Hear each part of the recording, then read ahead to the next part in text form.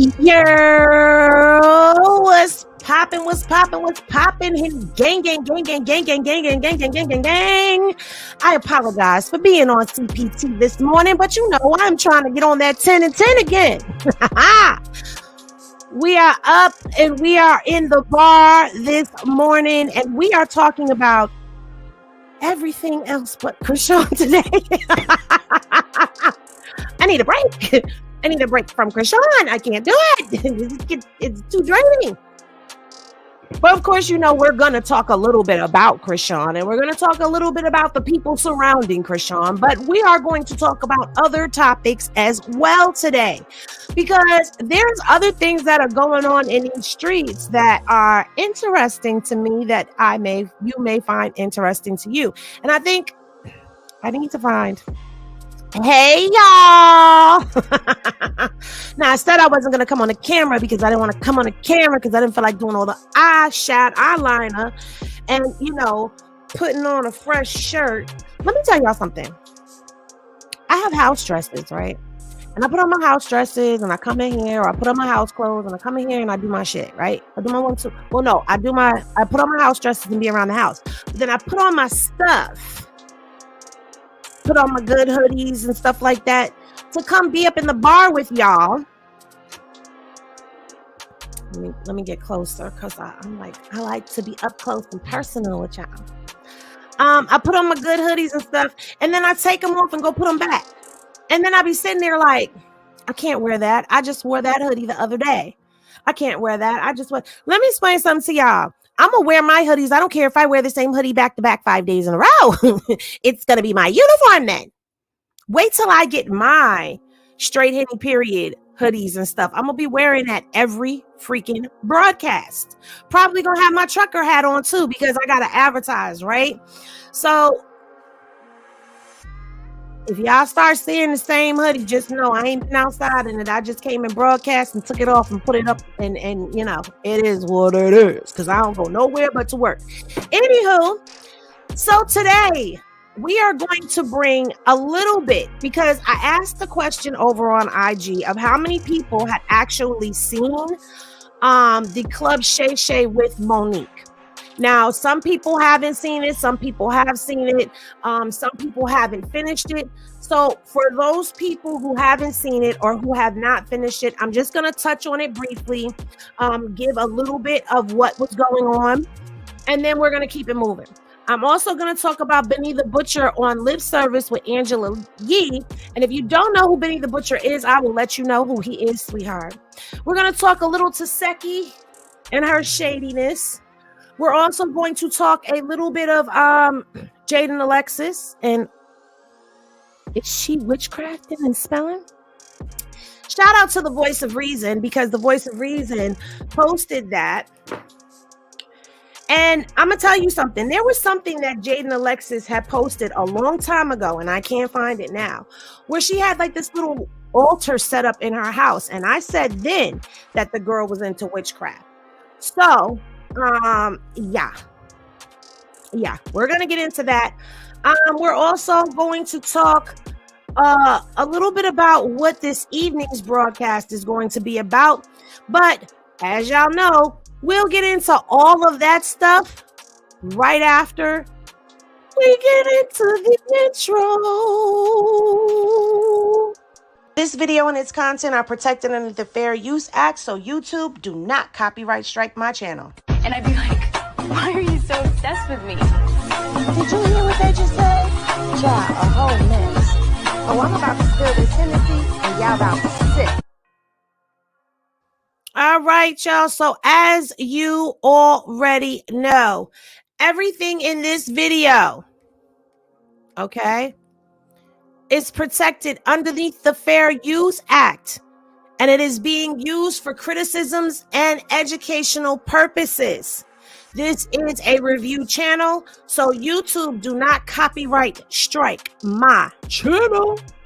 And all you other people out there, don't strike my channel, because this is a review channel. If you don't like the way I'm reviewing it, then you must be presenting it a different way if you want me to give you a different review. Okay? Everything in this video. Uh-oh, guys. Okay. Everything in this video is allegedly according to what has been alleged, even if we hear them say it out their own mouths. It is still allegedly. And if you are new to the Henny Gang and this is your first time here, then welcome, welcome. Please be sure to like, comment, and subscribe because it costs you nothing to subscribe, like, and interact with us. The Henny Gang does not bite unless you bite first, and then we bite back harder. So, y'all, it's been very interesting. Yes, indeed. It's been very interesting. It's been quiet also in these YouTube and IG streets for the most part, as far as new content goes. However, we still have those who are spinning narratives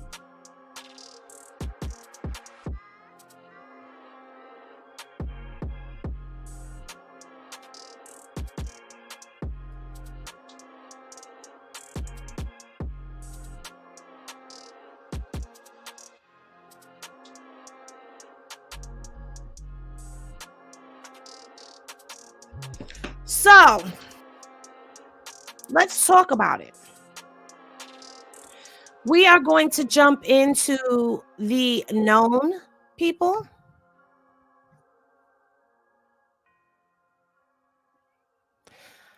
We are going to talk about the known people and some of the unknown people, but let's give out our years real quick, and I'm gonna blast through these real quick.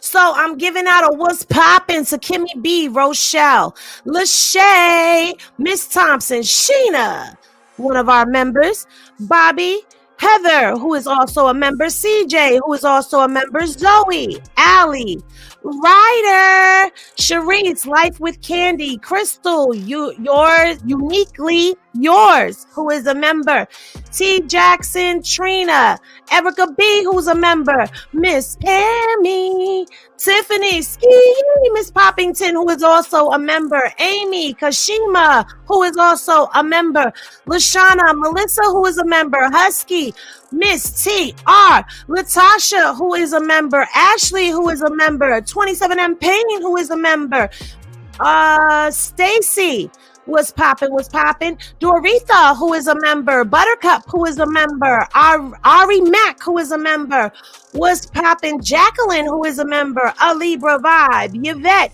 Coley, who is a member, Sarah, Nana T, Kim Stebbins, who is a member, Elise, who is a member, LC Trust, Nugent was popping, Yolanda, Nugent is a member as well. Thank you for the super chat, Latasha. What's poppin', Miranda? Views, that rainbow chick is a member. L Boogie was poppin'. FOE was poppin'. Elise, who is a member, was poppin'. Don't know what's going on with YouTube. I have to subscribe every time I come on your channel. I don't know what's going on with that either. I mean, I heard YouTube is being very, very janky. Morning, that's what they said, podcast. Lala was popping. Mackie, who is a member. Miss Teddy B, who is a member. Girl Mommy, thank you for the super chat. And what's popping to everybody? Sharonda, you made it to the chat, Sharonda. And Sharonda is a member too. So we're going to get into this. I was trying to see if I could get permission from someone. But I'm not so sure.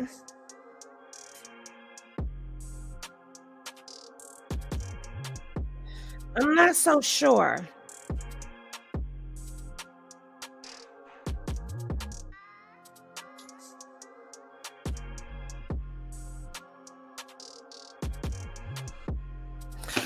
I'm not so sure if I'm going to have permission before the show is, over. And I'm not trying to take forever and a day to do this. So we're just going to keep on rocking out the way that we rock out over here. So we're going to take a look first at a couple, 2, 3 things. And I'm going to turn this music down a little bit more only because I really don't feel like yelling over the music. So at some point in time in the late hours of the night, Jaden Alexis went with a post to her story, which was 9 hours ago. So 9 hours ago, it's 10 a.m. here. That means it's 7 o'clock there. So 7, 6, 5, 4, 3, 2, 1, 11, 10, 9. So about 9 p.m. their time, about midnight our time, Jaden was up making. Chrisean, you dirty. Hold on. Oh, no. We're gonna start with the No, colorism video first. So that there's a lot of people upset. I can't do that. I can't do so that. I told you I can't do that. Okay. Jaden was up allegedly making a vision board. Chrisean, Okay, wait, you dirty. I can't do this. I can't do Tosh K right now. I can't do it. I'm sorry. I can't. I'm not going to. Why is everybody but her? Okay.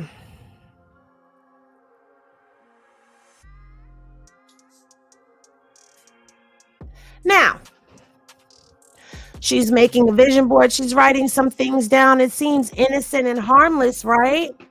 Seems like there's nothing going on here, right?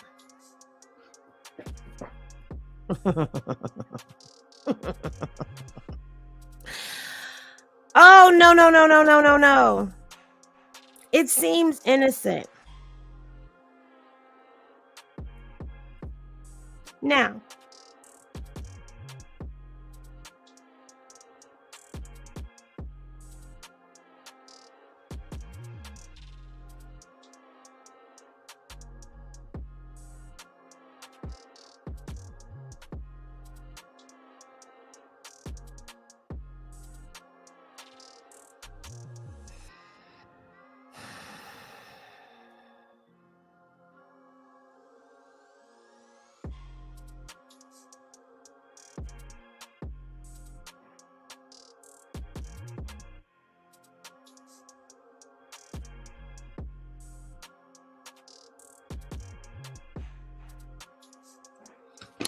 Now, orange candles are used for manifestation.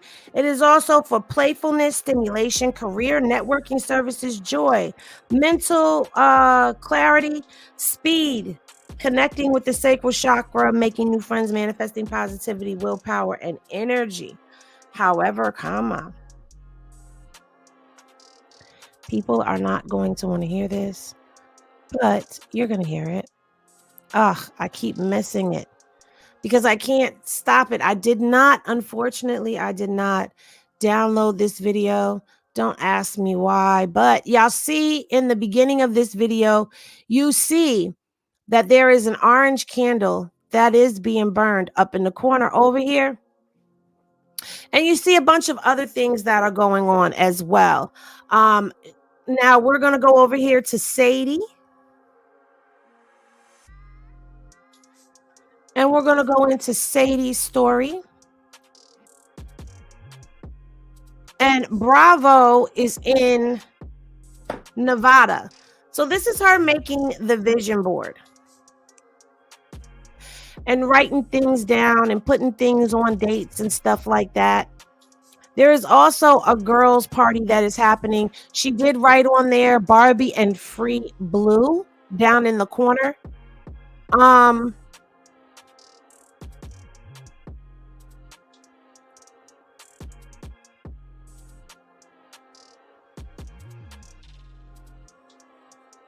Let me say this to y'all. When it comes down to Jaidyn, there was an altar that she had set up in her old apartment. Now, I don't know if a lot of you remember that, but she did have an altar set up. It had the Bible, it had this, it had that. And a lot of people will probably be like, oh, but Henny, that's a reach, because Jaidyn, she's into all of, she's into God. She was praying with Carissa, yada, yada, yada, yada, yada. Let me explain something to y'all. Something ain't clean in the water.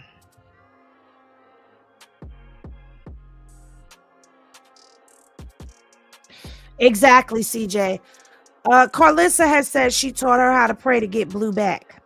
Now, people are sitting here and saying to themselves, now I'm spinning a narrative, so y'all can put your turds and your hurricanes or tornadoes down in the chat, because here's the thing.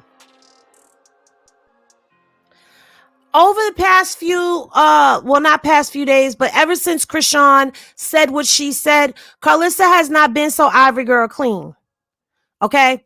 And what I mean by that is because she's been doing and saying some very questionable things that would make any true Christian clench their pearls.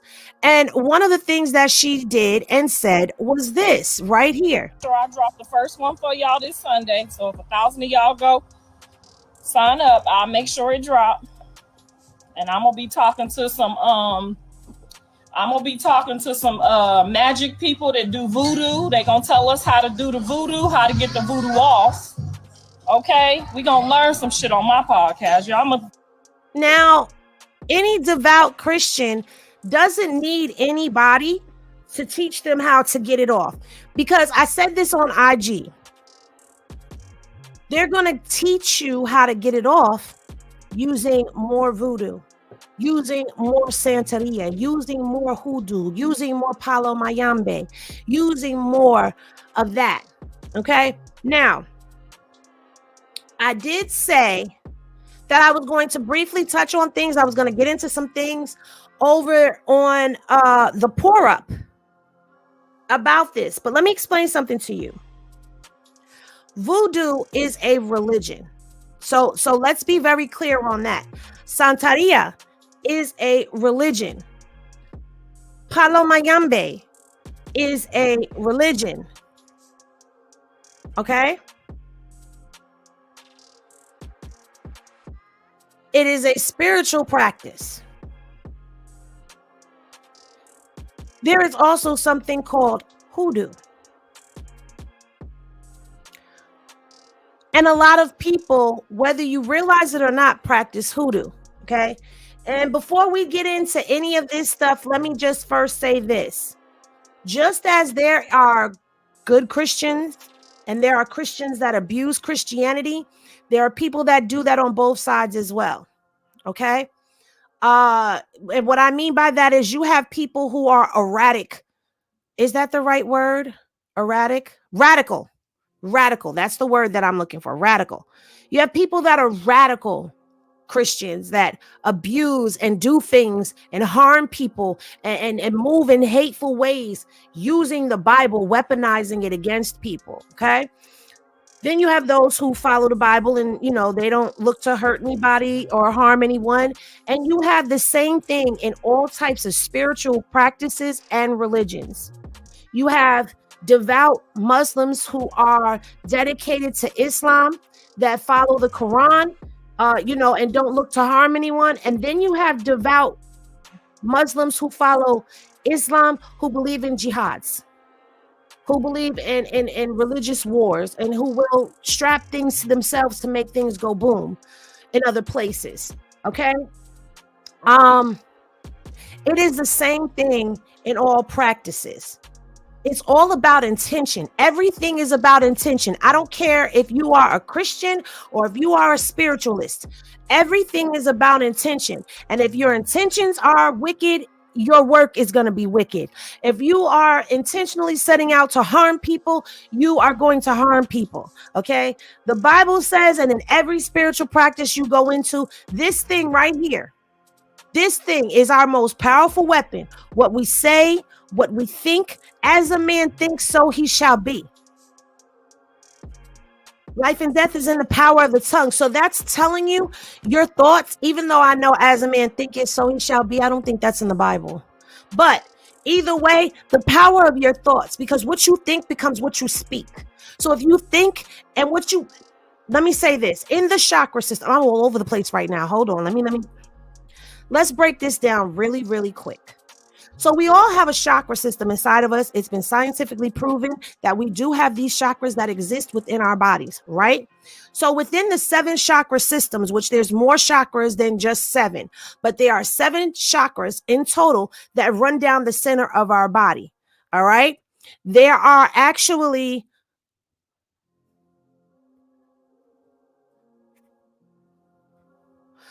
there are 5 chakras on the body, starting at the throat, going all the way down to your root chakra, which is your butt.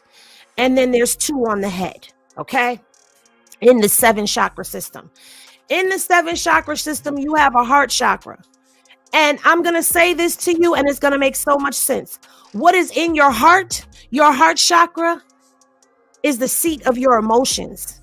And your throat chakra speaks your emotions. So what's in your heart and what you think, what's in between that? Your mouth. So what you feel and what you think manifest out the mouth. Henny Glasses in the chat, if that makes sense to you.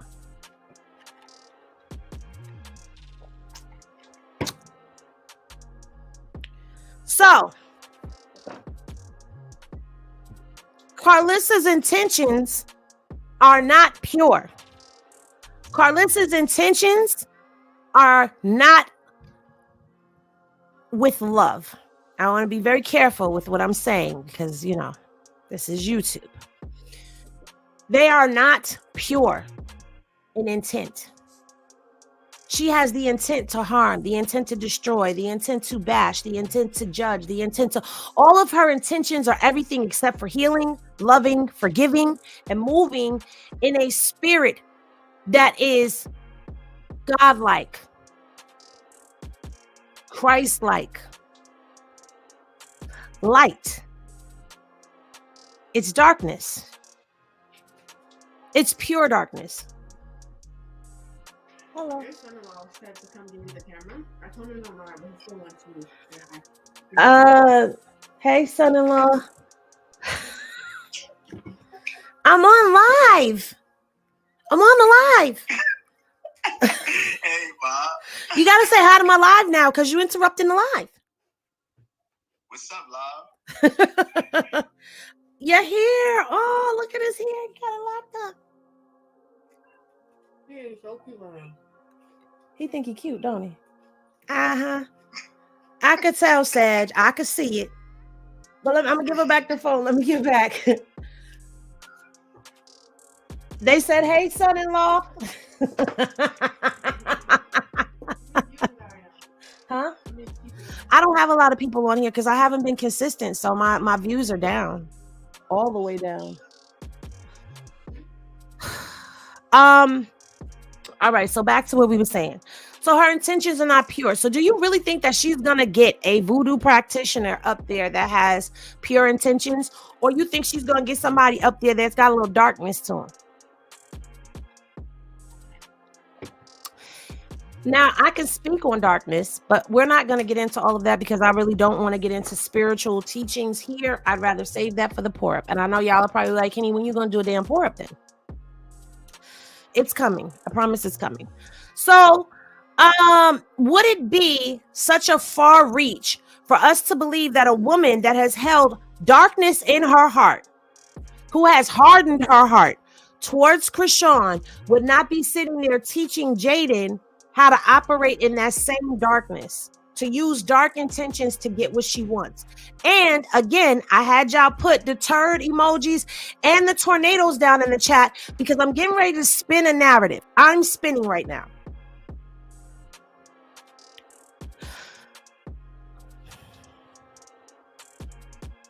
With everything that is coming up against Chrisean right now, the way that it's coming up against her, the way that it's hitting her all at once, would you say it's karma?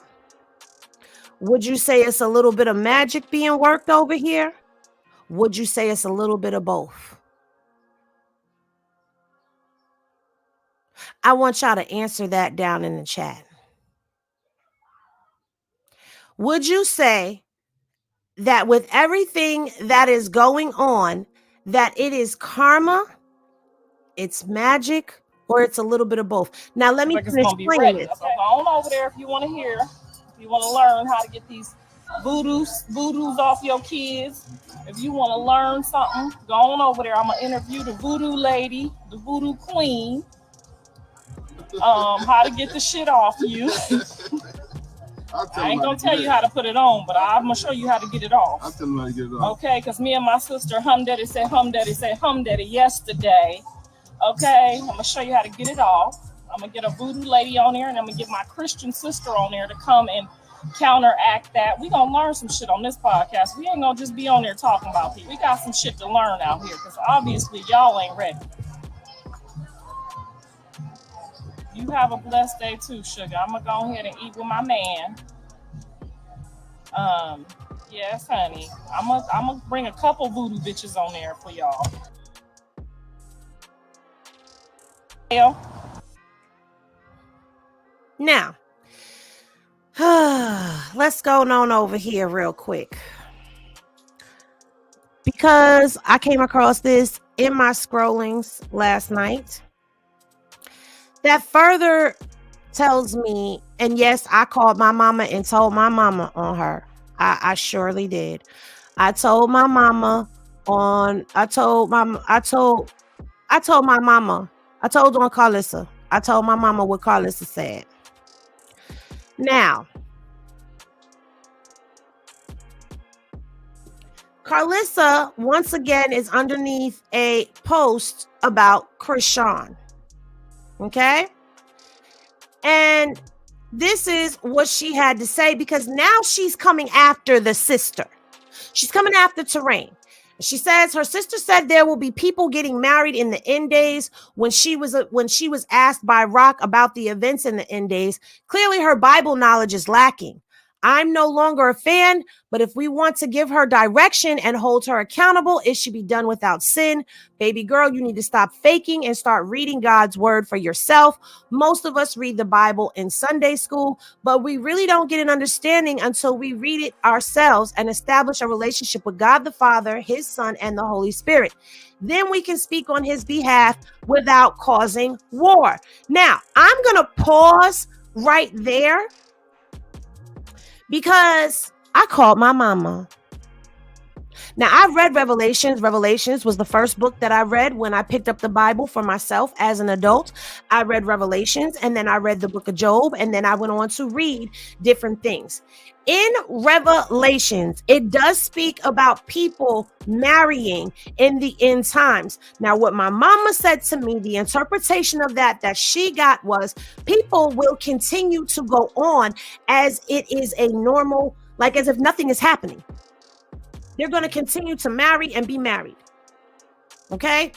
They're going to continue life as if nothing is happening.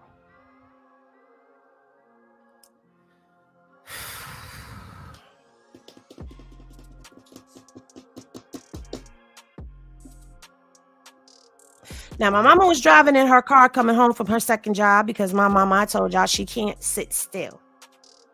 So she couldn't actually pull up the Bible verses for me. Okay.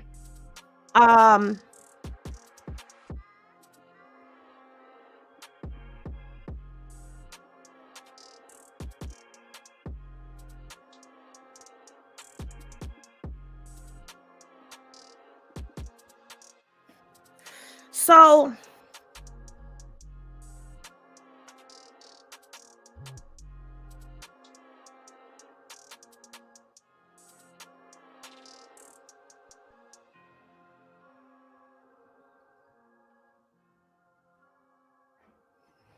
I'm going to pull that up for y'all. And I'm going to post it on my IG, because I'm going to get the word correctly. Okay. But I don't doubt my mom at all. So what Terrain said was on point with the Bible. Okay. So now people, oh, she has way more comments now than she had last night, because when I saw this, she only had a couple comments on here. People weren't really saying much to her, but it looks like people have a lot to say. But I want to get into some of her responses. So of course you see people are telling her to shut up. Then of course you have those who are like, well said, Carissa, you haven't read for yourself. Okay. Then somebody said to her, every time you speak, you cause war. Come do a food review and cause peace. Okay. So she barked back and said, only for those who don't really exist anyway. You have no value. Go find some. Really? Somebody mentioned how she doesn't go to church and all of that. And she says, I do every day, but you hear and nobody knows and no one cares. A useless vessel. Do better, baby. Then she goes on to clap back and say it didn't matter. She was tongue-tied. She used her last voice to curse the only one who truly cared. She's useless. I'm not done. Quick and split. Only for those who don't really exist anyway. You have to. Okay, I already read that. I'm trying to get to. I guess they're not going to allow me to get to the rest of the comments right now because there's way more that was said by Carissa. I'll post the responses that I screenshotted. But she's telling people they're useless. She's telling people they have no value. Like, my thing with all of that is, now see, I said that, play the other video. That's what I said, because they didn't play the whole video. So now my thing with all of this is, how in the world could anybody consider this to be righteous and upright and withstanding with the Lord? When you're sitting up here telling people that they're useless, they have no value, they're a useless vessel, they're worthless. Like, how do you speak about if we're going to teach her without sin?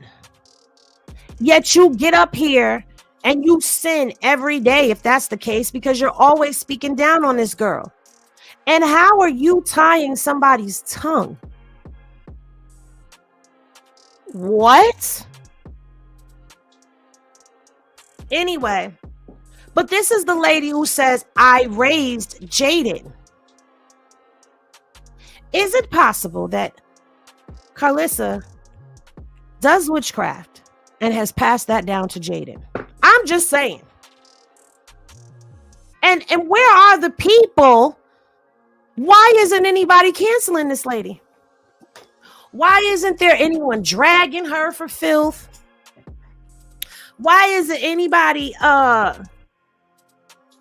calling, her out on her BS? It's like people just turned a blind eye to it. Not me. I see you. I see you. Okay? I see you. And I know you see me seeing you. Even though I can't see you seeing me, I know you see me. And I know you hear what I'm saying. I think this is where, like someone said in the chat, this is selective outrage. Where people are picking and choosing the things that they want to be outraged by, picking and choosing the things that, where are the Christians, the true Christians at? I'll tell you where they at. They not going to her page. Okay. And I can tell you right now, my mama asked me what was her name. And then she said, you know what? No, because that lady's voice irritates me. I can't even listen to her. And my mama don't even listen to her to the magnitude that we listen to it, where people post repeatedly and see her all over the place. She doesn't even see her like that. My mama don't even want to be bothered. She said that her spirit, she can't get with that. Now, y'all done heard my mama. Y'all ain't met my mama, but y'all can hear my mama is a Gentile for real. She's very peaceful. And I said to her, I want to bring you up on the platform to kind of properly correct in love. Show how it is to correct in love the things that are being said improperly. But then I don't want that to get back to Carissa and then she think that my mama is gunning for her and she come for my mama. Because I told y'all last night, if she come for my mama, I'm gonna be like, Henny Gang, I need a round trip ticket to California. Matter of fact, just get me there one way and we'll figure it out after I get back, because I might need some bail money. Because I will fly to Cali about my mama. So it's best that I keep my mama over there and just talk to her behind the scenes, continue to read my Bible for myself and figure it out and try to help people understand that this ain't right. Now, this right here is supposed to be the things that a righteous judgment gets passed on. You're supposed to do righteous judgment on this. So that's why I'm saying, where are the other Christians? Where are the Christians at? The devout Christians? Because see, me, I've always been told that I have the spirit of David. And if you know anything about David, you know that David was a man after God's heart, but David was a man. And David did things that people would look at as displeasing to God. I'm a David descendant. Okay? Cousin Peter, he was one of the 12 disciplines, the disciples.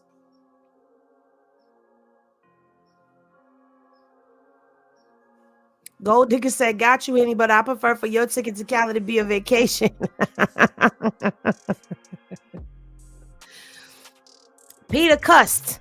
Okay, listen, I'm going to save all of that for the pour up. Okay. She needs some righteous correction, but you know what? She ain't gonna do nothing but block y'all. So it's pointless. It's pointless. So I can't even say that. You know what? I'm gonna sit here. You're a devout Christian. Your girl super. I'm gonna say this. I'm gonna apologize for asking where the devout Christians are. Because you know what? It's going to fall on deaf ears. She's going to block y'all. She's going to pop it towards y'all. And she probably going to make y'all come up out of that spirit and go right into your flesh. So it's best to, you know, exactly. Peter was hot-headed as well. You thirsty, Henny Blue? So it's like, come on, people. Anyway, I haven't heard back from my peoples yet, so I can't do what I started to do.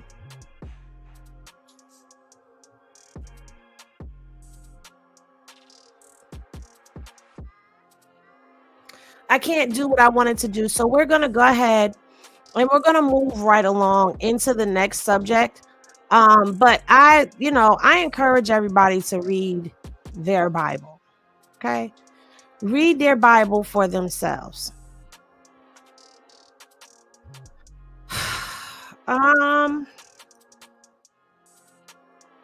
Now,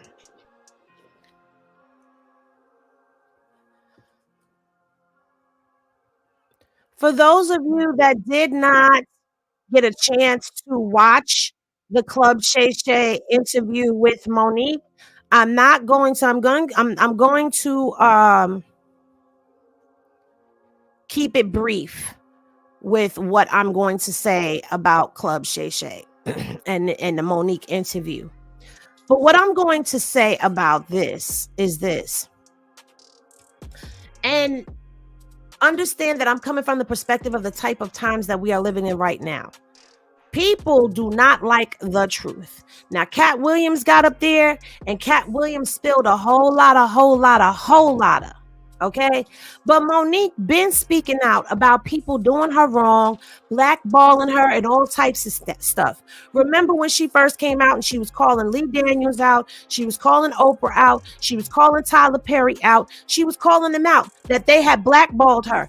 And guess what? They did, because Monique couldn't get anything. At one point in time, Monique kind of quieted down. Yes, she did talk about Tiffany Hadish. She also talked about Kevin Hart in this interview. And here's what I have to say about this. Cat Williams told us that the Kings of Comedy, everybody over there, that is a club. They're all a part of a club, and you either in or you out. Okay, so for her to call DL out, and DL Hughley do not one but two, and probably gonna do a few more talking about the same thing, videos. He's in his feelings. Because ain't nobody, as far as I know, and y'all correct me if I'm wrong, but as far as I know, ain't nobody really called DL out on anything except Monique. Okay? Now, see, the thing is, Cat Williams and Monique are one of the same, because they're trying to tell you about how Black Hollywood be giving it up. And that's not how it is. People think that this is just the comedy sector. Oh, no, my dears.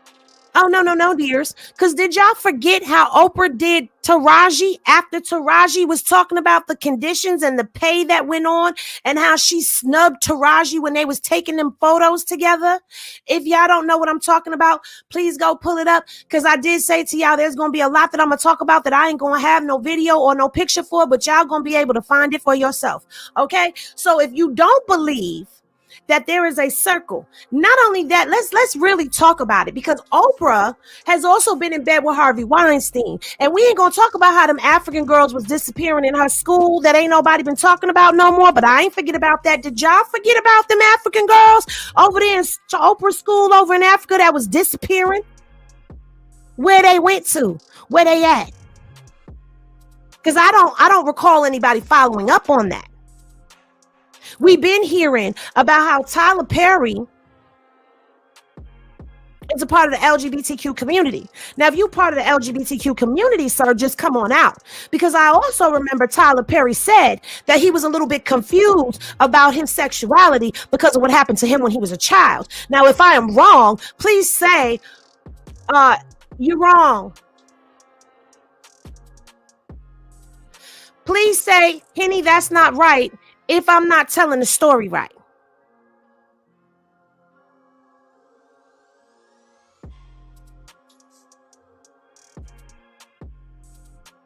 There's been a lot of corruption. See, we focus so much on what happens when it comes down to this side of Hollywood.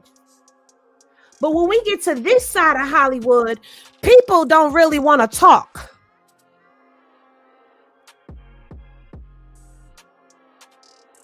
And the people that do come out and talk, they try to stop them. Now, see, here's the difference between Monique and Cat Williams. And this is not a drag to Auntie Monique, because I love Monique.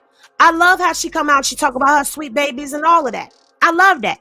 Okay? I've loved Monique since the Parkers. Matter of fact, I loved Monique since before the Queens of Comedy. I loved Monique when she was big and talking about bopping skinny chicks in the top of their head when I was a skinny chick. Okay? But the difference between Cat Williams and Monique is the fact that Cat Williams was financially able to front his own comedy specials. Cat Williams doesn't depend on anybody to give him any money for his comedy specials. He does all of his comedy specials himself out of his pocket. Now, Monique, she wasn't doing that. Monique is an industry girl, so she was depending upon the industry to help her push along her career. Now, if I am incorrect, I will stand in correction. Y'all know me. I'm not afraid to say that, oh, you know what, guys, I presented that wrong. But from the outside looking in, that appears to be the difference between the two, okay? Both of them have been speaking out against the industry. Now, you want to know another person that's been speaking out against the industry but has been naming no names? Dave Chappelle. See, people listen to Dave Chappelle's comedy and they just listen for the comedy. But if you listen to what Dave Chappelle is saying, he's telling you things. You know, another one that's been telling y'all the truth about things that ain't nobody been really paying attention to like that because they think it's a hee ha ha. Eddie Griffin. You need to look at some of these comedians that get up here that all of a sudden go underground with it. And I call it underground with it because they're no longer mainstreamed. They're no longer big names anymore. They had these big names for a brief moment and then all of a sudden they disappeared. And Dave Chappelle is another one that pays for his comedy specials out of his pockets. But what people need to wake up and realize is not all comedy is jokes. The best way to educate people and hide the truth is to put it in a joke. Because if you put it in a joke form, then people are going to take it as that. But if you start opening your ears and really listening to what people are saying, they are telling you the truth. Okay?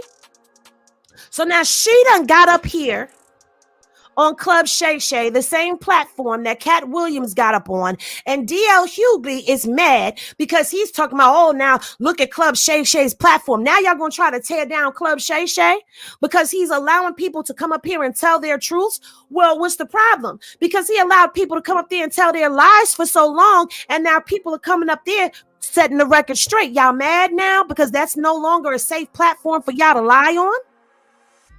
Is that what it is? Yes, Paul Mooney too. Hey, Tyron. Paul Mooney as well. Paul Mooney was a good one because I'm going to tell you something about Paul Mooney. That man didn't give up about what anybody had to say or how they felt. You know, it was another one, Dick Gregory. A lot of people don't know Dick Gregory was a comedian. And I'm talking about people my age. I ain't talking about the older people because the older people know.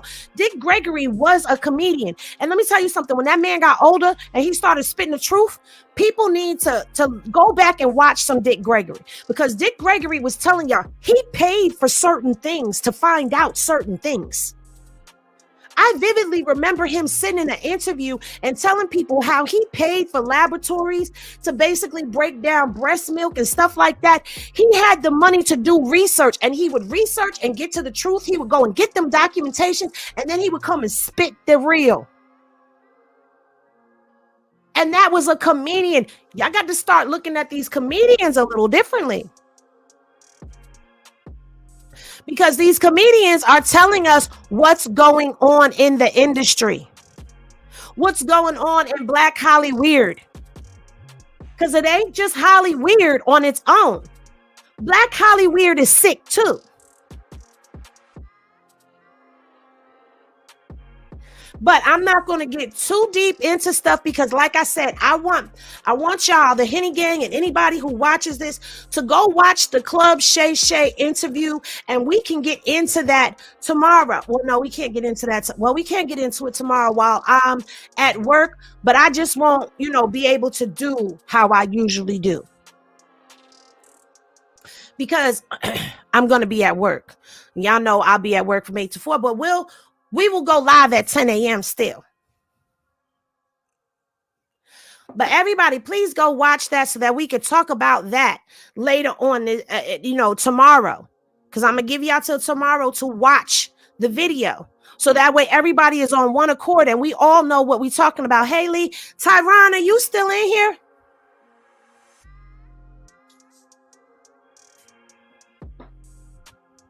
But let me tell you something. Black Hollyweird is just as sick as the other Hollyweird. It's just as sick. You want to come up real quick? Because I know I'm right up your alley. You want to say something to the people? I always put you on the spot, don't I?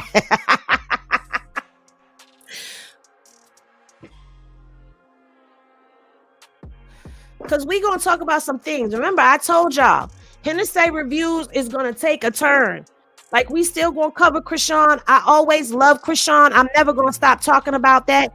But we're going to talk about some other things. But Tyron is he about to come drop some knowledge. Only Tyron hit the link. Nobody else. Just Tyron right now.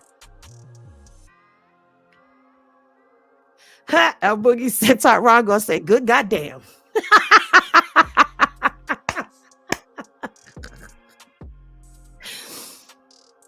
I just dropped the link, so when he comes up, I'm gonna let him up. But this is the type of stuff that we're gonna talk about a lot of stuff over here. Are y'all enjoying? Yes, that's his favorite word, nasty work.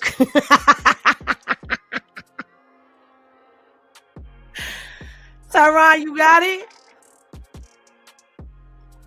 I do too. That's why I be asking him to come up, because I like his voice. I just don't never catch him. Hey, Tyron. Hey, Henny. Good morning, ladies. How y'all doing this morning? What's goody? We are all good, but I know this is a topic that you're very versed in as well. And I'm like, all right, I'm gonna have Tyron come up here and give his little 1-2-2. Cause right. Go ahead. You got the microphone. Monique, definitely. If you're talking about Monique, man, I love Monique. Monique been blackballed for over 10 years. It started with the movie Precious. Mm-hmm. You know, Tyler Perry, Oprah Winfrey, they executive produced, directed Precious. We all know after they filmed the movie Precious, they wanted Monique to spend her own money to go on an international tour to promote the movie in multiple countries. And they didn't want to pay her for it. Right. She said, that's not a part of my contract. Never in the history of Hollywood are y'all asking the star of the movie to go and tour for free. Like, that's unheard of. Right. And she wouldn't do it. That's where the backlash started. At the time, Monique was making about $3 million every 12 months for a movie, right? So now if we talking minimum 10 years of being blackballed, then we're talking at least $30 million. Monique need to be compensated. Facts. This is why Tyler Perry refused to come out publicly and apologize. Mm-hmm. This is why Oprah Winfrey refused to come out and apologize publicly. But wait, Tyler Perry apologized privately. But that's only because he didn't know Monique and her husband was recording. He wouldn't have did that, right? See, so now that they released that audio, now it's in Tyler Perry's best interest to make that right behind the scenes. Facts. Right? Work out something with Monique and her husband. Her husband have to be involved. I don't care how you feel about that man. That's her manager. That's her husband. Right. Their relationship is the perfect example of Black love, traditional love. Everything every Black woman say they earn for. She has that. Right. Yet the gatekeepers want the public to believe this man is manipulating her. He's taking advantage of her. He's deranged. He's delusional. He's just taking all her money, right? Like, that's what they want you to believe. Monique is going crazy. This man is making her destroy her own career. Right. No. Monique recognized her business. Recognized her worth. And her husband is making sure that these studios and executives and directors and casting directors stand on business when it comes to her contracts. Exactly. And I believe that he is also one of the driving forces that gives her the strength because he protects her, right? Right. To make sure that she's good. For her to be able, she feels safe with her husband to be able to come out and say the things that she was saying. And I believe that had her husband not been there, Monique may have ended up buckling. But This is what happens when you have a strong partner that's not just your partner in life, but your partner in business, and they know what they're doing. They're able to keep you covered and make you feel safe to tell your truths. And I agree with you with everything that you said. These executives and all of that, they want to try to weaponize her husband and make it seem like her husband is this bad guy because he's actually like, no, baby, tell the truth and I got your back. This is what happened. Tell it. And they don't like that. So they want to try to get him in a bad light in the public eye so that we turn on him and possibly she turn on him. But she's never turning on her husband because she came on a lot. Did you see the video she did with her husband where she explained how deep her love is for him? Yeah, I went live this morning talking about it. Yep, absolutely. That's a great prime example, right, of how they express their love for one another. And that's her displaying it publicly to let us know all of that BS they say about this man is a lie. Exactly. Like it's a lie. This is a genuine man that love on me and my children. He want the best for me, right? Like, and that's what we have to highlight. These type of relationships is what's what. Not only is they working, those type of relationships is thriving. They got years together, right? And that's what's needed, man. We need to highlight those type of relationships. This man is making everybody that's involved with her business-wise stand on business or don't deal with her. But my wife deserves better. She's a legend when it comes to this world of comedy, right? She's regarded as one of the best. She got over, I think 5 seasons of a hit TV show, The Parkers. Right. The Parkers. That's actually running on Netflix right now. That's running on Netflix right now. It's syndicated all over the world. She's receiving no real residual income off those reruns. Even at the height of The Parkers, when they was on TV, Monique wasn't even getting $6,000 an episode. Right. That's crazy. Unheard of. You would think that she would be getting paid way more than that, because that show was a major hit. Major. It wasn't just some little rinky-dink show that only a few people knew about. No, The Parkers, first of all, The Parkers aired originally, I believe it was on Channel 9 here in New York. I forgot what it was called. Yeah, I think it was. But it was on there. Then it went to BET and was running syndicated on BET, and now it's on Netflix. You don't get run like that. TV shows don't get put on one network and then put on a streaming app if it was not a great series that did numbers. Yup. Now, over 10 years ago, Monique went to the studios inquiring about her residual income from the Parkers. That was over 10 years ago. They told her the Parkers isn't generating no money. There is no money to split from the Parkers. But they just gave the rights. They just leased the rights out to Netflix for X amount of years. Exactly. That's crazy. That's crazy. You want to say it's not making money? Right. Who are you lying to? Right. The Parkers is making money every time they take that Netflix money from me every 30 days. The Parker make money. Exactly. And I pay $25 a month for my Netflix. Right. So she making something. It's making something. Absolutely making something. And she need to be making something, because they doing Monique wrong. And this is just trifling, man. I'm glad she got a good man in her life. I'm glad she released that audio, because it's going to force Tyler Perry to fix the situation. And I'm going to tell you one thing why Tyler Perry is so apprehensive about fixing the situation. Because if Tyler publicly admit and apologize he did Monique wrong, right? By default, he throws Oprah under the bus and she's legally bonded too, because she's the executive producer of that movie, right? And Lee Daniels. Don't forget Lee Daniels, because they will all be underneath the bus right along with him. Right. See, but Lee Daniels, they can't, I don't think they can get him financially, because Oprah funded the film, Tyler Perry funded the film, and they was the top heads. Lee Daniels was just like the cameraman, he was the director employee or something like that. Yeah, but he is, and she said on Club Shay Shay, he was the only one that apologized. Yeah, and that's why I don't believe when it's time for her to take legal action, I don't believe she's going to involve Lee Daniels. I don't think. And I kind of also believe, I think Lee Daniels probably did give something financially to show his gratitude for Monique's career, and him really showing that he's sorry for what happened to her, right? Now, I'm going to say this. He did some damaging statements, and it's just me.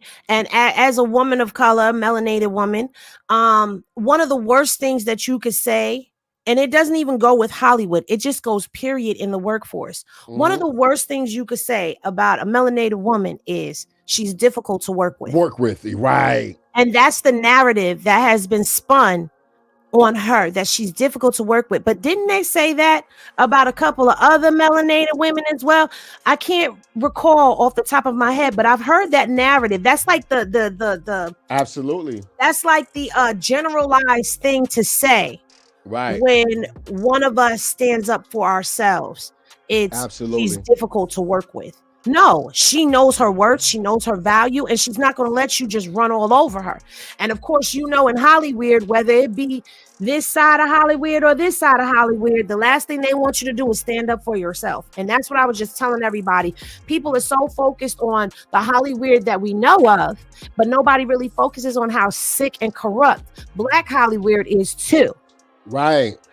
See, you got to understand, the Black gatekeepers in the entertainment business, they learned the business from crooked old white guys, right? Exactly. Like they learned this devil worshiping stuff, this secret society stuff. I'm trying to watch my words. I don't want to say no words, right? But they're looking for impressionable, right, Black people that got a following, right, that can garner attention. These is the minds and souls they want to corrupt within Hollywood. They would give you the world as long as you're not looking out for your people's best interests, as long as you're not talking about uplifting these American ghettos, right? You can eat. Look at the likes of a Jay-Z, right? They've been trying to get the daggone New Jersey Nets to Brooklyn since the late 80s. Those Black folks in downtown Brooklyn wasn't having it. A lot of families got displaced. They've been trying to do that since the 80s. The residents of Brooklyn were saying no. So those old white people use Jay-Z as a pawn, right? He's the hero in Brooklyn. We give him a penny stake in the team. Literally pennies. We give him a penny stake in the team, and the people gonna fall for it. As soon as Jay-Z put his face on the Barclay project, within a year they was playing basketball. Like they was. But he also left. Wait a minute. Does he still own his stock in the Nets? I can't remember. Before I speak. If he do own his stock, he have no control and say. Right. That's how small it's something it is. like that. Right. So, like you have to have a certain amount of stock to have say-so, to have a voice. But now correct me if I'm wrong. I'm sorry to cut you off, but correct me if I'm wrong, because I might be remembering this wrong because that was a while ago. But didn't he drop Tidal not too long, like right around that same time when the Nets came to Brooklyn? Yeah, yep. And he just it was somewhere around not too long ago. Yeah, he just got away from Tidal. He just sold Tidal and made a lot of money not too long ago. I think he's still I think he's on a board over there still, but he actually sold Tidal. I think that's a public company now. You can actually buy stock in Tidal now. But yeah, Jay-Z life, and the life of so many others, the P. Diddy's, right? Like these guys, Russell Simmons, right? They reached the plateau of success because they wasn't looking out for their people's best interests, right? Like the entertainment business don't want to see famous, rich Black people do good in the communities they come from. No, you can't enlighten those talented, ignorant, young Black kids. You can't do that. I need them to have nothing but raw talent when I offer them these pennies for their intellectual properties and their IPs, right? Like that's what I need, right? I need them to be ignorant. I need them to be in need, struggling. I need them to have a drug addiction. I need them to be gangbanging. I need them to be over-sexualized and overstimulated. Right. And Monique is the complete opposite of that, right? She don't fit the industry standards of beauty, right? She's big, she's Black, she got a big nose, and I love my BBLs. Trust me, I do, ladies. So don't tear me up. Don't be in the comments tearing me up. These is not my words. I'm just saying the industry standards, Monique don't fit that. So not only do she don't fit the industry standards of beauty, but you got the audacity to have a voice and want to speak up. Like she said, Hollywood want these talented Black women to feel appreciated that they're in the room. You're invited to the party. Shut up and do your job, right? Yep. And that's not what it is. Now, speaking of Oprah, what broke my heart is all of those black women that was casted in The Color Purple was done so wrong, and they spoke out, they poured their hearts out, right? And they told they truth, and I appreciated that, right? But within 24 hours, they all backpedaled. Oh no, right. I'm sorry, it wasn't. Know why? Because they got those phone calls from Oprah and the other gatekeepers. They probably got a little bonus check under the table, right? Hey girl, leave that alone, girl. I'm gonna need you to go live and say you ain't mean it like that, right? Right. And that's what they did. So now that makes somebody like Monique, that makes her job much harder when it comes to exposing the truth and paying forward and helping the young, talented women behind her. You know what? The Tarajis and all of that, even though they've been around for a very long time, they are boosted by the industry. Right. So they're scared to take that hit. And Monique wasn't scared to take the hit. Sometimes you got to be willing to take the hit. Sometimes you got to be willing to take the hit. And when it comes to the black gatekeepers, everybody out there listening, if you don't understand, and I'm not saying this because I don't think that all of the listeners are ignorant to it. I just know that there are some people who are ignorant to it. So when I say this is for them and not for those who already know. If you don't know, the black gatekeepers, even above them is a white one. Right. So you got to look at the situation that happened. Like, look, R. Kelly is a perfect example. Look at what's happening to Diddy right now. Okay. Apparently you got too big for your britches. You did too much. Right. See, and now you're going to get sit down. Look what happened to Bill Cosby. Okay. They're going to let you do certain things around them. They're going to spin certain narratives. They're going to get dirt on you. They're going to let you do what you think you can do or what you want to do all that time. They're going to let you get away with a lot of stuff. Right. And that's what they're going to use all of that over your head. And then one day, boom. And all of these women, I believe they're industry plants. Yeah. And it's not hard to get an industry plant. Right. It's very easy because in that entourage that they have, somebody's corruptible. Somebody's feeding information back to the person who's on top of all of this. So they know this girl, okay, let's look her up real quick. She comes from impoverished areas or whatever. She's struggling. She done slept with him. Let's pay her off. And let's get her to do whatever, and then hold that information until we need you. If people think that that's not possible, then you don't know the world we live in. Right.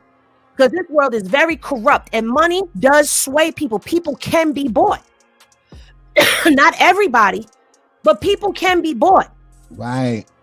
Shoot, I believe damn near everybody, well, not everybody, but a lot of people, maybe the majority, have a number. Right. You have a price. There's a price, right? Everybody have a number, right? So, and everybody have a number that they can't refuse, and you might be willing to do something you thought you would never do, right? And a lot of people, they aren't presented with that number until they're in a room in a great position to change their life, their family life, right? And a lot of people just don't have it in them to say no. And going back to that Section 8 apartment in the projects, right? Listen, they come to somebody and say, I'm going to give you $100K. Somebody who's never had $100K, never touched $100K is going to go for that $100K. They come to you and they tell you, we got $500K if you do this. Right. They're going to go and run with it. Or if they say, all right, we're going to give you X amount of dollars and we're going to give you this deal over here and we're going to do this for you if you do this. Somebody who's sitting in a bad position is going to look at that and be like, you know what? I need that. I need to better my family. I'm going to go with this deal. Yeah, it's going to hurt this person, but this person got all these millions of dollars, so they'll be all right. I'm going to go over here and I'm going to do this for me and mine, not realizing that they've also put themselves on the hooks. Like all of them girls that spoke up against R. Kelly, I'm sorry. Some of them I believe, some of them I don't. Some of them I feel like, Right. But that's a whole nother conversation for a whole nother day, because why is everybody coming out now? Oh, the money stopped. Absolutely. And that's why people got to realize, let me tell you something. I don't give a damn. I was one of those fast tail little girls that, you know, I was lusting after R. Kelly and I was young. I was a fast tail little girl. Right. Now, I'm a fast tail little girl. He done did something to me. You telling me you gonna pay me if I stay quiet. I'm gonna stay quiet. Right. I don't know no better. Right. But as a grown woman, you can't tell me to be quiet.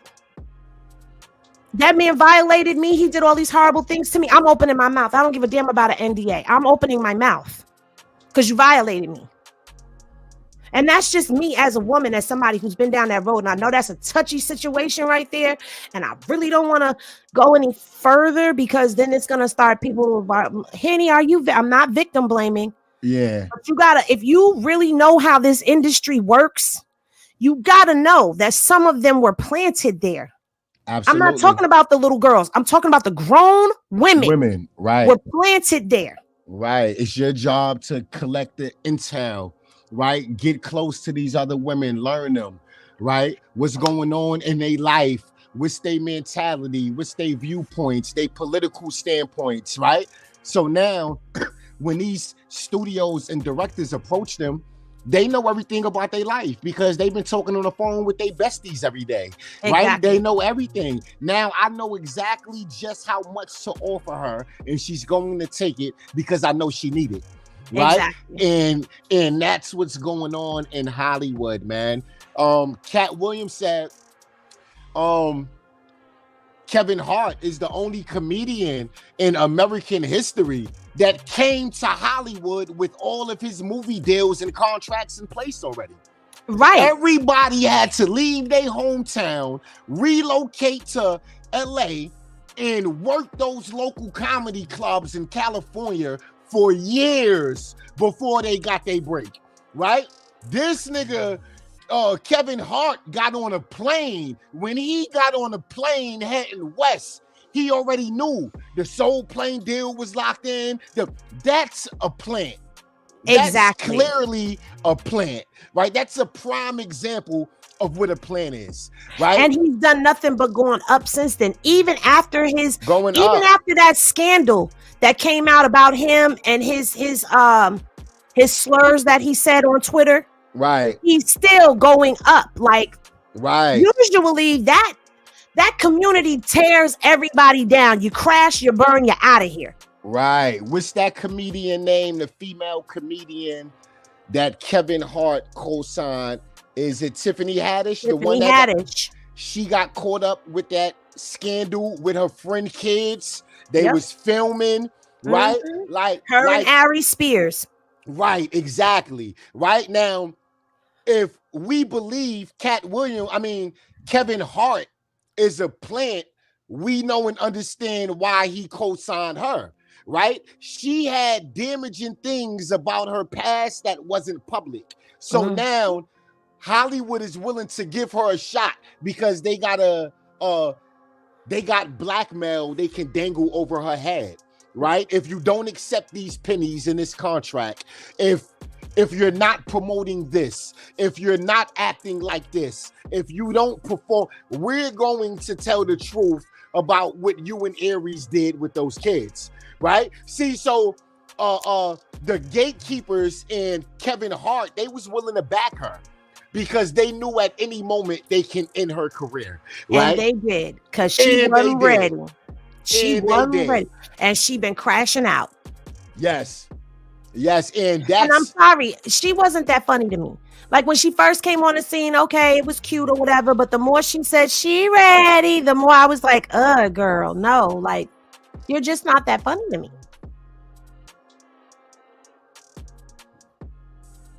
So that was just, that's how I felt about Tiffany Haddish. But I wasn't surprised because the black woman being taken advantage of. She got a great king in her life that's loving on her, and he want nothing but the best for that black woman, and I appreciate him. He don't get the credit he deserves in the media. Monique husband is getting slandered and tore down like no tomorrow, and it's disgusting. It is. It really is. Wow. Great combo, Henny. Great combo. Thank you so much for coming up. I enjoyed politicking with you. We got to do this over on your channel. Yes. I would love to collaborate with you because my subscribers is always cursing me out. Why you ain't never on Henny panel? Why you ain't never over there with Henny? I know y'all friends. I know y'all cool. Like, they be cursing me out. Nigga, what's your problem, nigga? Why you don't be in Henny? I'm like, God, all right. So yeah, I definitely will make an appearance over there. Just let me know. Like I know my work schedule crazy. And I'm getting ready to go into my work schedule. So I probably won't be available. Girl, until, don't go out your way. Whenever you free and you see me live, just pop in the chat and say drop the link. That's it. You know? Absolutely, I got you. Word. But thank you so much. This was a great conversation. Chat, I love you guys. I've been reading the comments while I was running my mouth. Yes, ladies. I will be going live later. Please come check me out. Thank you so much, honey. No problem. Thank you. It was an honor. Yeah, peace and love. Peace. So, y'all got y'all love, you know what I'm saying? It's so refreshing to have people come up here and like talk, and then people in the chat, y'all are awesome because y'all get it. Okay. So yes, absolutely. That was so dope. But yeah, I will get more into a lot of different things. This is what this is the way we going. This is where we're going with Hennessy Reviews. We're going to be reviewing a lot of things. So now a lot of you do not know who Benny the Butcher is. Benny the Butcher is from Buffalo, New York. He is a rapper. Him and his squad, Griselda, they are like, they're like the modern day Wu-Tang to me. Like, I love them. He went on Angela Yee and he had a couple of things to say. And I found it very interesting. This little part right here that he said, I found very interesting. And I wanted to talk about this because I'm quite sure he's going to catch some backlash from somewhere about this statement that he made. But I wanted to give my opinion as a woman, as somebody who is someone's first baby mama. I wanted to talk about what he said. Now let me get my camera right. And let's get into it. Now, if you don't know who Benny the Butcher is, y'all going on ahead and go look him up. There's plenty of information out there about him and his team. Okay, he has a great squad. If you loved Wu-Tang, you're gonna love them. Like, they are a combination of 90s rap music meets today. Okay, and they even have a dope female called Shay Noir in the squad. I love me some Shay. Seventh Wonder, she's all right. Just not my speed, no shade, but I love me some Shay. But Benny was on Lip Service and he had this to say about and we all know your first baby mama ain't the one. What? Oh my god! Everybody know that. I didn't know that. Wait a minute. Everybody knows that. Interesting. I'm just saying, might be true. not 100%, but your first baby mother is not usually the one. Usually, Is it usually your second one or? I don't know. But it ain't the first. Not the first. I ain't get that far. I ain't get that far, but it ain't the first. I ain't get that far yet. But marriage is a beautiful thing. You know what I'm saying? You have to. I learned so much from that. I wouldn't feel comfortable being married again if it wasn't India, the type of person she is, and if I didn't learn the things that I learned. Now, if you don't know his story, go check it out because I don't want to really take too much from the interview because I want you guys who don't know him to actually go watch the interview for yourselves and get some information. And I found that very interesting when he said that, right? He said, first baby mama is usually not the one. Now, sometimes that isn't true, but I will say this. A lot of the times, that is exactly what happens. Your first baby mama, somebody said, oops, Jaden, you done made me choke, Nanity. Oh, you made me choke. I don't want to take too much. I want you guys to go watch that interview because the way he came into connection and communication with his second baby mama, it's a little, okay, so I'm going to tell you. he has his first baby mama. He was married to her, right? But while he was married to her, he started seeing the second baby mama, who's now his wife. And he divorced the first baby mama to go be with the second baby mama. And he said he did that for the first one because he didn't want to hurt her.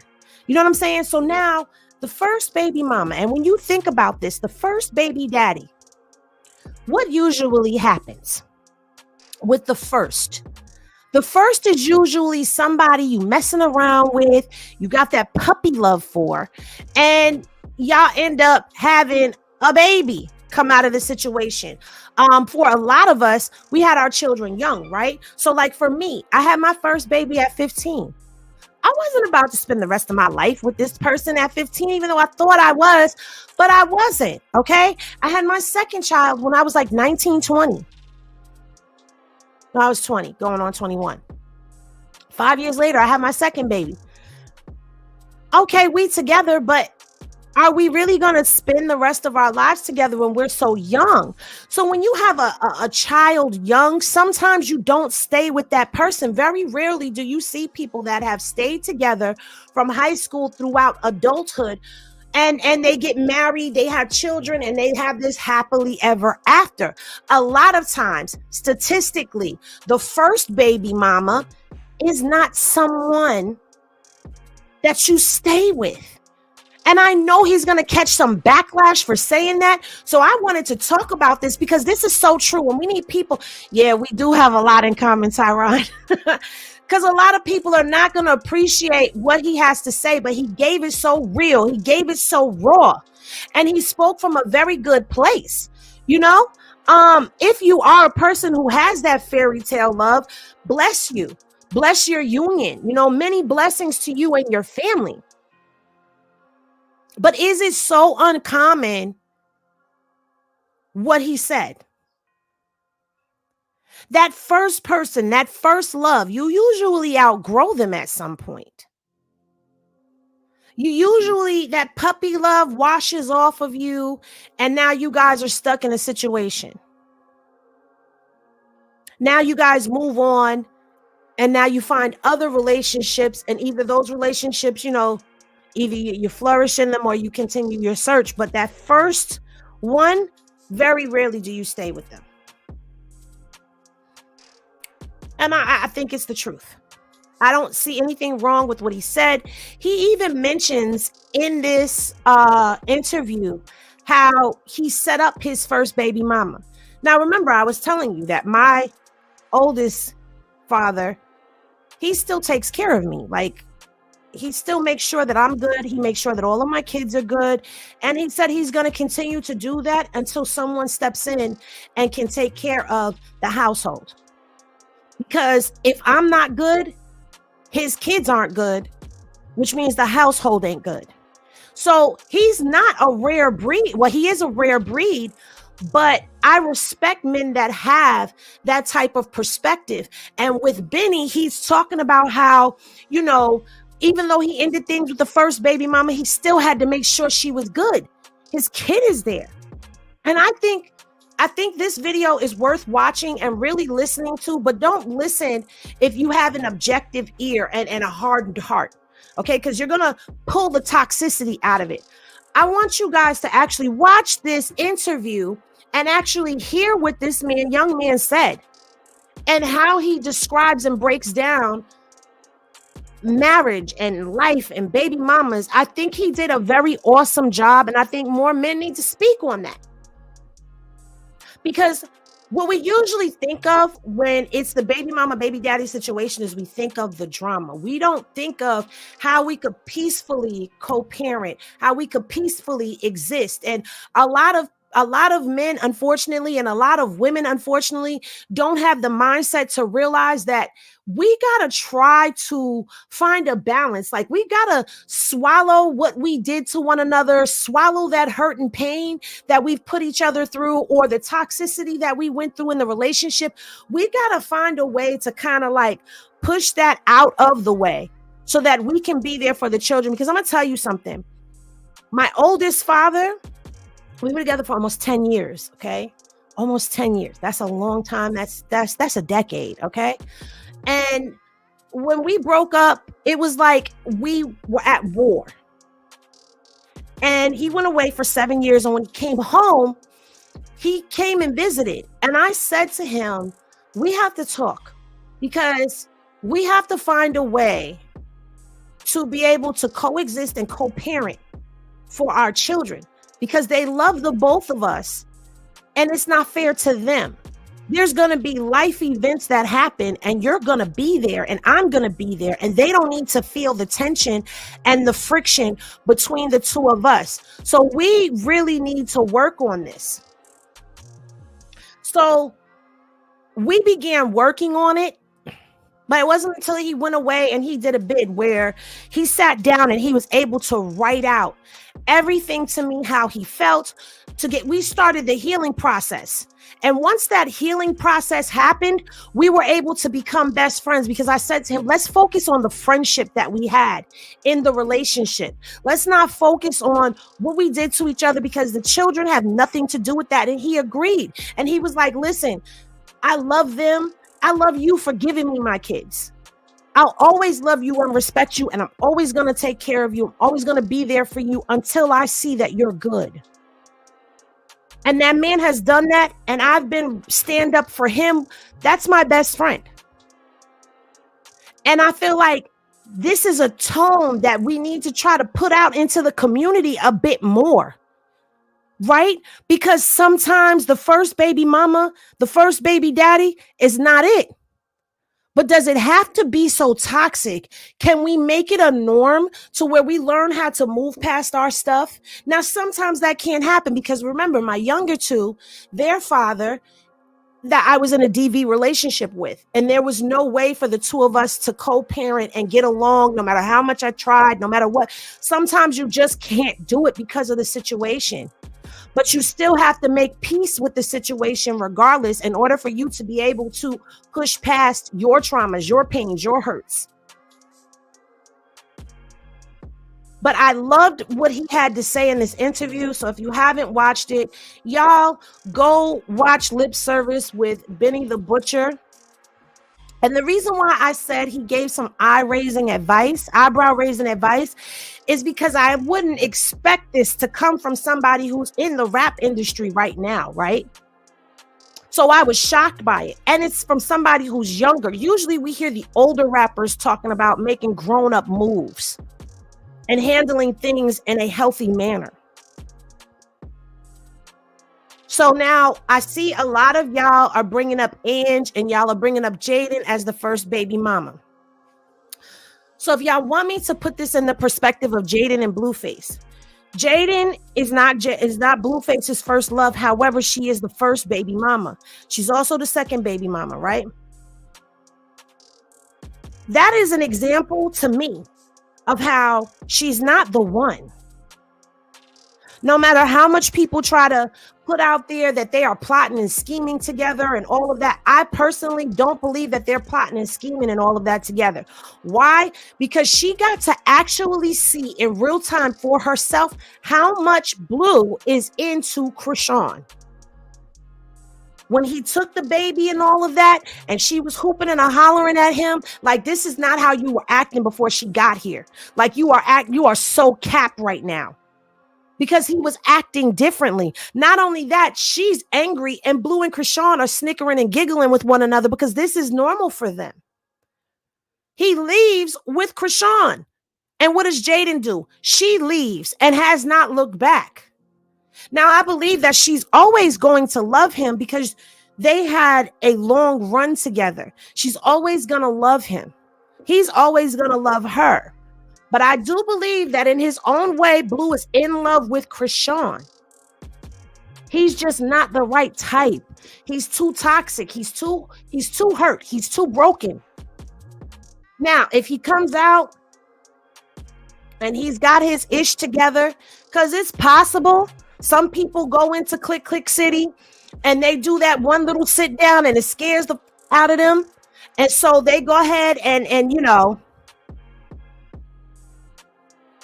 they go ahead and they try to straighten their lives up or whatever. Some people, that's not all people. Some people do that. I told y'all I know somebody in real life who got picked up, was facing some time. They got out of that trouble, and what did they do? They skedaddled and they got away from the life because they didn't want any parts of Click Click City ever again. Now we got to wait and see what's going to happen with Vegas.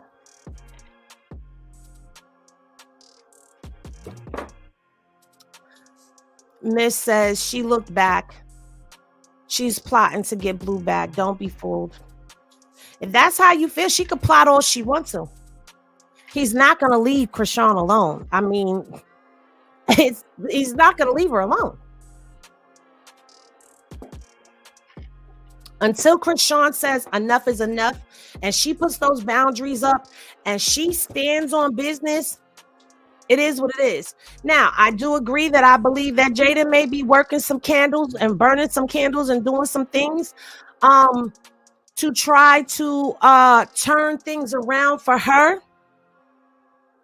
I believe that it's more than just she wants Blue back. To be honest with you, I think it's more than just she wants Blue back. I believe this is also mainly directed towards Chrisean.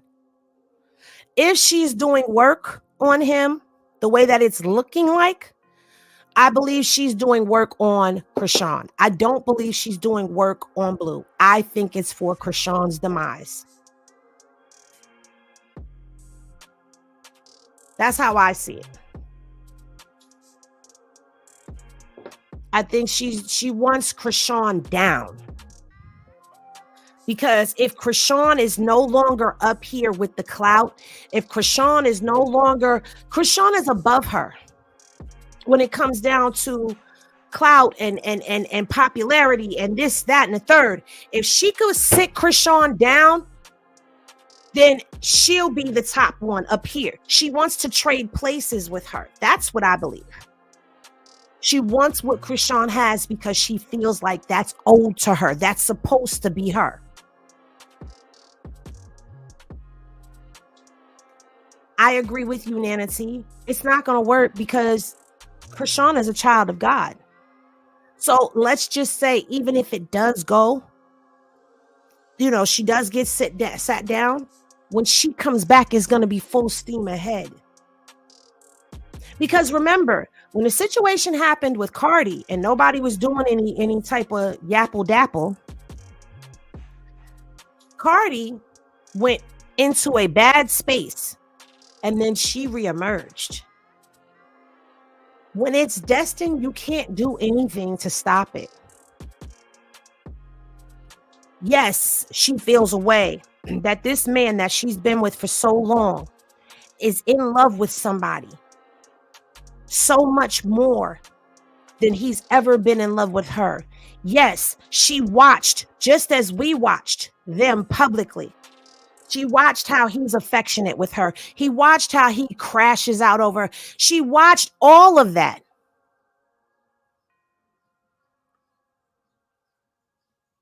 You think she not gonna go for that girl?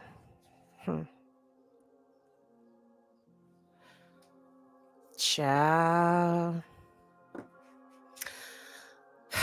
That's just my thoughts on it.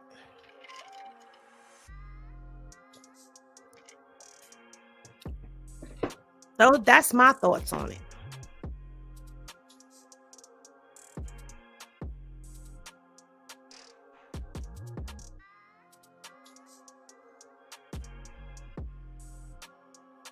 So I have permission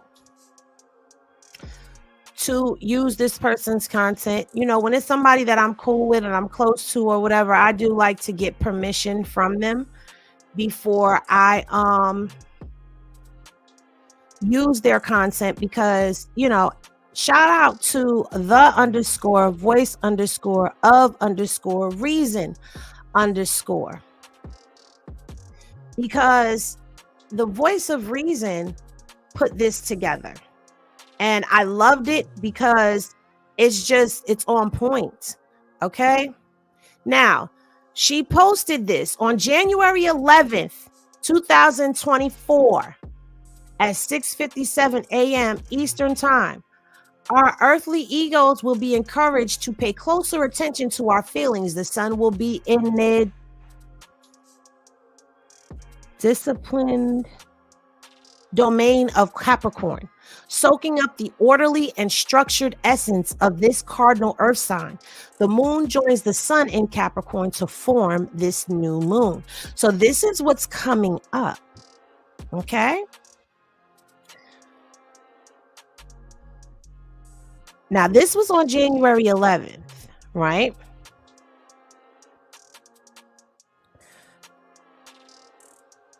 And she's working with new moon and full moon energy.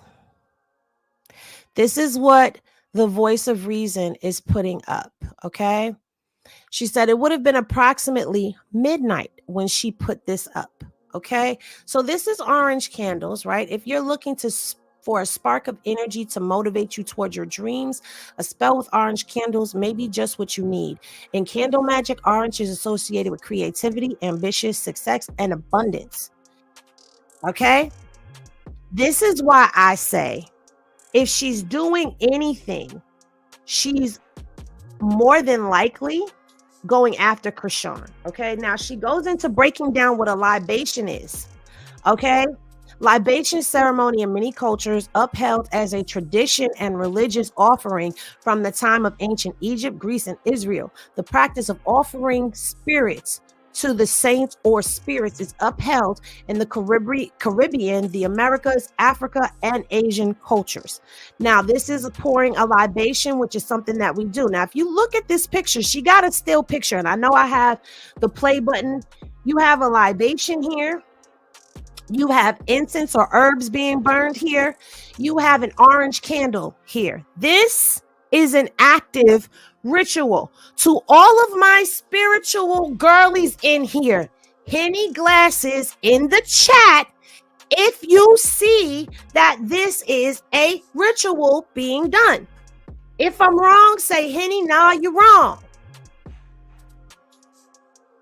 But I need my spiritual girlies to go on ahead and put them Henny glasses in the chat.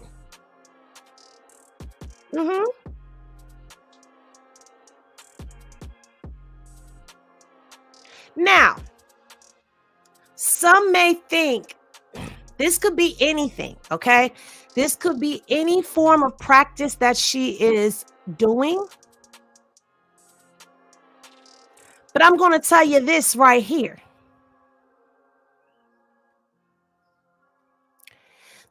Again, we read what the orange candle means.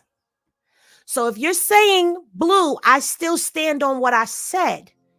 I don't believe that she's coming after blue. She's coming after Chrisean. Now, I want y'all to also remember something. Remember when the two of them were in the car and Chrisean said, we're promoting Mr. Take Your Bitch and Barbie. And what did Jaidyn turn to her and say? We're promoting Barbie.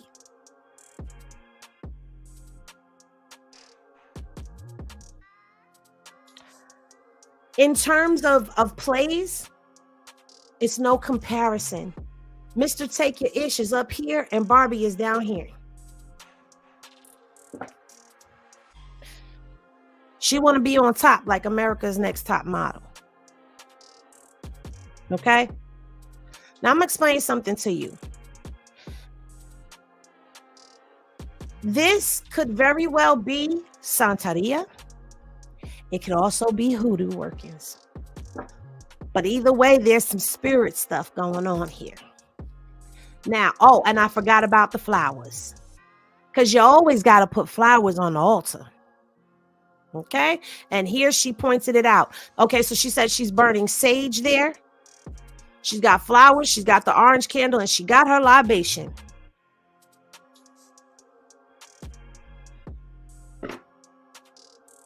Practitioners venerate the Orisha at altars, either in the home or on a temple, which is run by a Santoro, a priest, or Santeria priestess.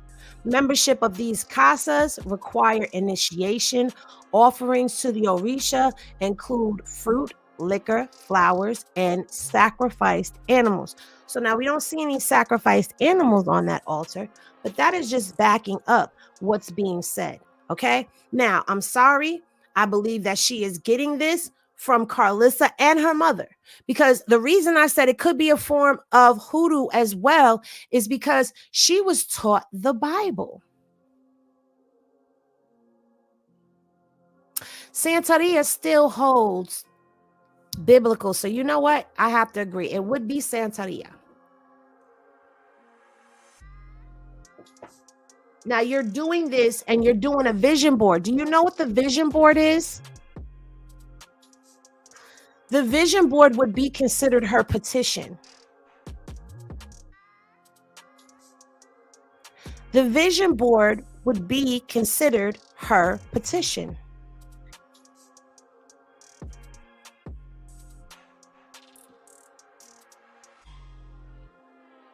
Red hair just in time for the new moon again. Y'all go follow the voice of reason and the voice too, because it's the _voice _of _reason _, and this is the backup page, the _voice _2. Y'all go follow the voice of reason. This is one of my peoples right here. Her, Stewie the Hunchback, hello motherfucker, Blue Rock TV. Go follow them. There's some great IG people. If you ain't following them already, this content right here, when I saw this, I said, oh, she done put it together. I didn't even get a chance. She done beat me to it. I got to use this because baby, you on it. You is, hey, Stewie the Hunchback. That's crazy. I just said your name. I just said your name. Of course, I love y'all, for real, like for real. So listen, this is on point information. It lines up with what I played about Carissa earlier. Okay, so we just got to keep our eyes on all of this. I'm here watching you for a while. Oh, you were? you was creeping. Yes, I was waiting to show you guys that because I inboxed Voice to make sure that it was okay for me to play her content, you know. And when I'm close with people, I like to ask first. When I don't know you, I'm gonna use it, but I'm gonna shout you out. But when I'm close to you, I like to give, you know, that respect. Like, can I use that in my live? Because, you know, she was on point with that. Okay. And I'm gonna tell y'all something. Don't be fooled because somebody knows the Bible into thinking that they're not doing one of these practices. Because let me explain to you. Santeria used the Bible. Hoodoo uses the Bible. Okay. Hoodoo is more the root workers. That's kind of like what our grandparents did. I was saying this on IG. I'm going to say it here. And I'll probably do a real like workup on the pour up when I do it. I just need to get my notes together. But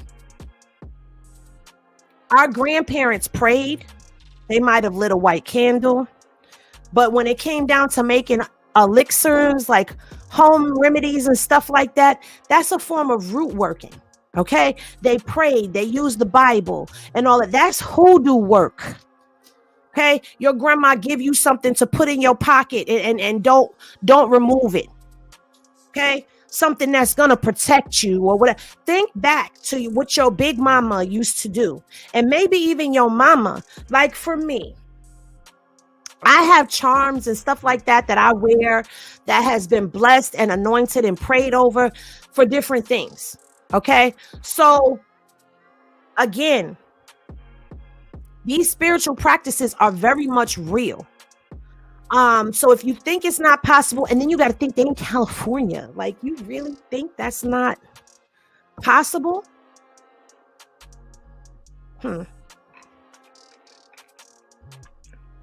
I believe this is why Jaden is very much quiet as well, because she's busy working. She's working the spirits. She ain't working the roots. She working the spirits. There's a big difference. She working the spirits. So What you said? She said, yep, I learned root work from my great grandmother. Henny done got me drunk on knowledge, baby. Yes, I on today. Yes. Yes. So, and when you do like, and every practice goes along with the moon phases. There are different things that do on the moon phases and all of that. So, listen, I don't want to give too much more on here because that's not really what this platform is for. But we are going to get into all of that. I swear, I promise y'all, I will work on that while I am, doing in my downtime. I will go ahead and make my notes so that I could go ahead and give it to y'all the way I gave it to y'all before on the pour up with the soul ties and soul contracts and all of the cosmic contracts and all of that. When I broke that stuff down, I will come and break this stuff down for y'all as well, because that's what that channel is for. It's for learning. It's for understanding. It's for knowledge. It's for growth. It's for all of that. This, I'm reviewing life and giving my couple 2-3 cents, a quarter and a nickel on it, and that's just what I feel. Okay, that's just what I feel. Now y'all could take it how y'all want to take it, but I'm taking it that she trying to work Chrisean. Isn't it clear Chrisean Rock luck went bad after she went live with Jaden? Jaden probably took something personal of her to give it power to her. Hello, Stewie the Hunchback. Hello. And if you don't know, you're going to find out. But it's not just Jaden, because remember, Carissa went over there first and she let Carissa in the house, and Blue told her, don't let Carissa in the house. He said, if there's anything in there that you don't want to see, don't let her in the house. But he said, don't let her in the house. We don't know what Carissa could have done. We don't know what Carissa and Jaden could be doing together. Because remember, she helped Jaden before. And I don't see her dragging Jaden anymore. I see her dragging Chrisean. You better watch them. Okay. All right. Listen, this is a wicked world we live in. And when I tell y'all that I have walked in some spiritual places, I don't know everything, but I am knowledgeable. Okay? You better say that, or once you invite her in, once you invite somebody's spirit and energy in your home, you have to resend that information. Now, I don't resend that energy. Now, I don't know if y'all remember watching True Blood on HBO. I don't know if anybody watched that show. But even though it was about vampires and witches and warlocks and all types of stuff, even though it was about all of that stuff, remember, the vampire could not come in your home until you invited it in. She invited that energy into her home, them spirits into her home. She invited those spirits into her energy circle when she was sitting down with Jaden in that car. Okay?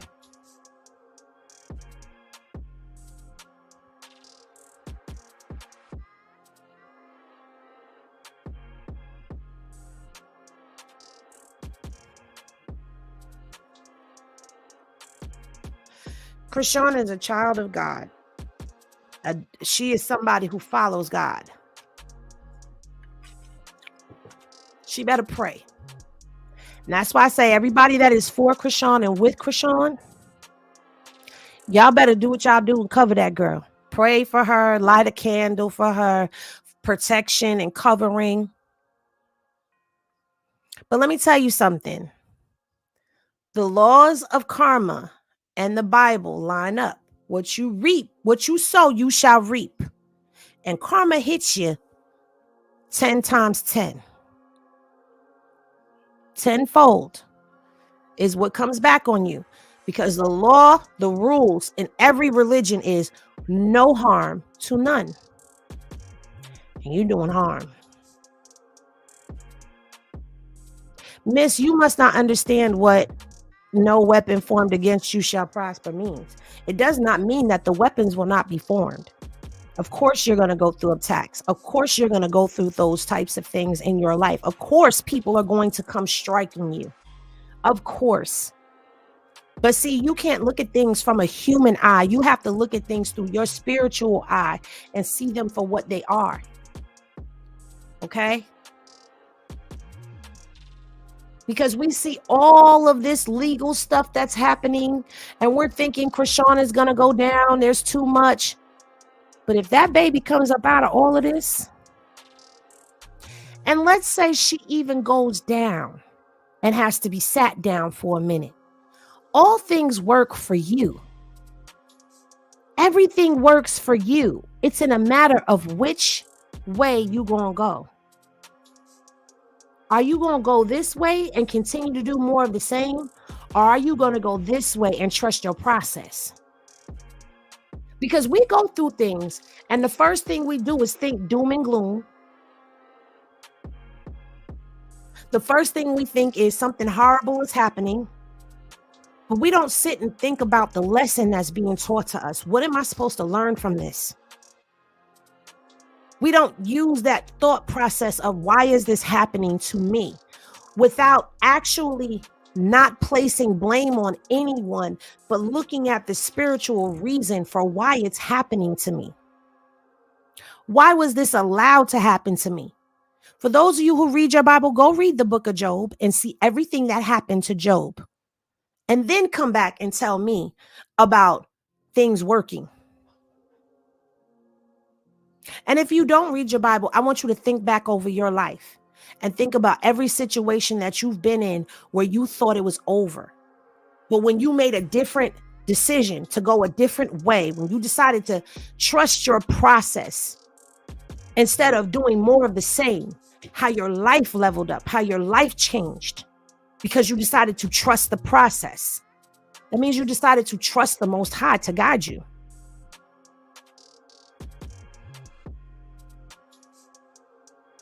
So, the weapons are going to form. It's up to you how and if they prosper.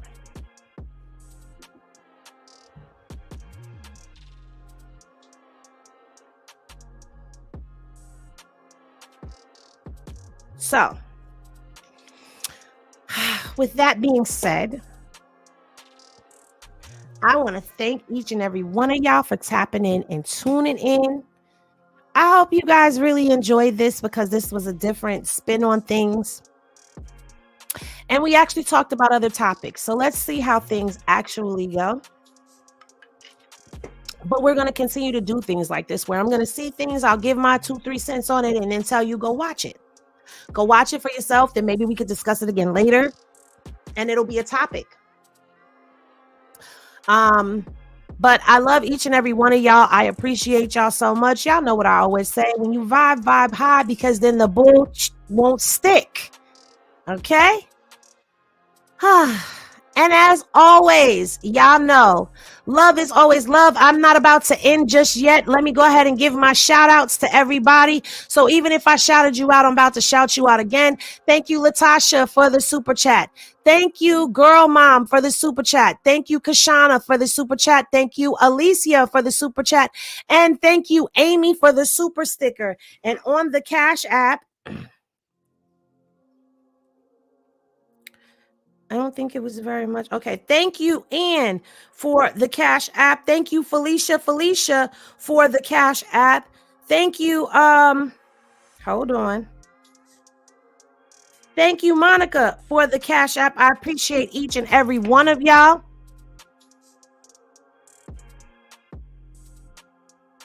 And as always, as I always say to y'all, love is always love.